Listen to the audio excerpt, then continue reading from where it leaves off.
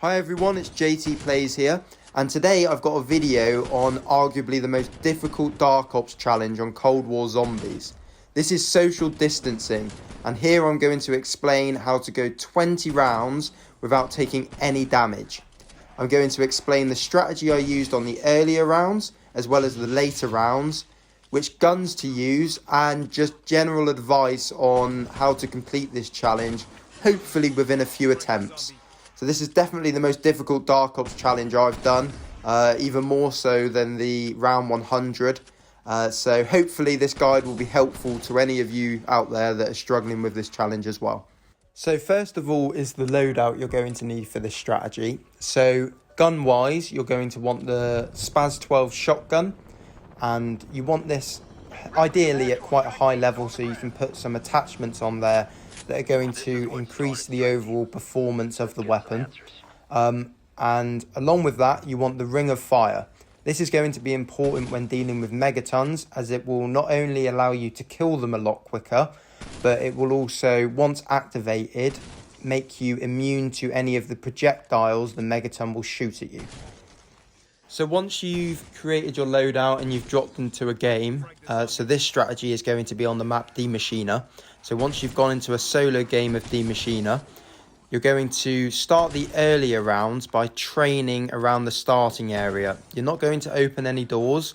It will be relatively easy on this round because there won't be that many zombies and there won't be too much of a threat. They won't be moving, particularly quickly. So you're just going to train around that area for the first few rounds until you have enough money to buy your way all the way to power, as well as pack-a-punch your weapon. If you can wait a little bit longer and hold on until you've also got enough money to buy sleight of hand and dead shot, then that's great. However, you can just go back there at a slightly later round, so it doesn't matter too much. But yeah, you're going to want to stay in the starting area for, maybe the first 6 to 10 rounds, and then from there you're going to progress onto the next stage of this strategy. It's also worth noting that it's important to not kill any zombies initially other than on the very first few rounds, and wait until all the zombies have spawned in and you can train them around, and then you just take a couple out at a time, which then allows a couple more to spawn in, but it means you're not going to get overwhelmed by too many zombies spawning in at once.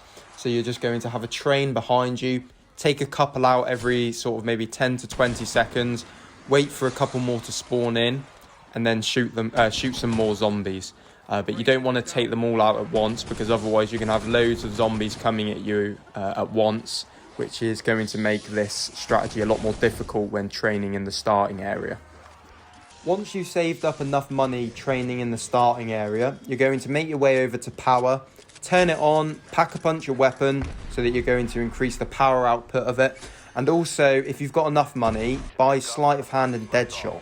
These are going to be important because dead shot will allow you to get critical kills and aim in at the zombies' heads, which will just help to kill them quicker. But sleight of hand is going to be good on the later rounds when zombies are coming at you pretty quickly. You're going to want to reload your weapon as quickly as possible, so this will help. So the next part of this strategy requires you to camp in this room in Nacht. This is going to be where you spend the later rounds. So you want to make sure that you keep the wall behind you that leads out to the crash site. You want to keep that closed. You don't want to clear it. Otherwise, zombies are going to be able to spawn in and attack you from behind. And you also want to keep the obstacle on the stairs closed as well. This is going to limit the spawn points that the zombies will come through when coming into this room. You also want to position yourself next to this table here so that any zombies that come through the barricade at the left will only attack you from in front. Otherwise, if you go a little too far back, they can walk through that little walkway to the left and then attack you from behind. So by positioning yourself here, the zombies will only come through the barricade on the left, the doorway that leads to the penthouse, as well as a barricade on the right. Once you're set up in this position, the focus is obviously just to take care of any zombies that are coming at you. So this is where dead shot comes in handy, so that you can just spam the aim trigger and keep getting those critical kills. You want to make sure you're taking out the zombies as soon as you can, and if they do get a bit too close to you, then you've got a bit of space behind you that you can move back to take control of it and then move back to that table as soon as you can as soon as it's safe to do so, so that you're getting those spawn points that I've just mentioned. As you've turned the power on, you're going to have dogs and megatons spawning in. So when a megaton does spawn in, as soon as you see it, it should come through that doorway that leads from the penthouse. As soon as you see it, you want to activate your ring of fire and focus your attention on taking it out as quickly as possible. Be careful that no zombies creep up on you and hit you whilst you're doing this, but you know, as long as you're efficient with it, you should be able to take the megaton out pretty quickly, and also any zombies that might be near you as well. With the ring of fire active, you don't need to worry about his projectiles. You'll be immune to them once you're in the ring of fire.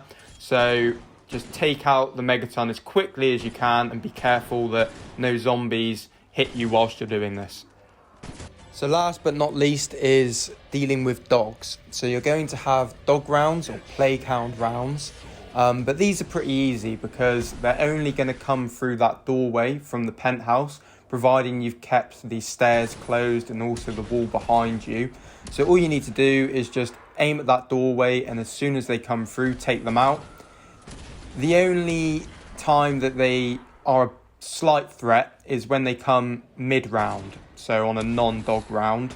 So as soon as you hear them spawn in, keep an eye on that doorway and make sure as soon as you see them, you take them out, because obviously they can get from being quite far away to being in your face and hitting you pretty quickly.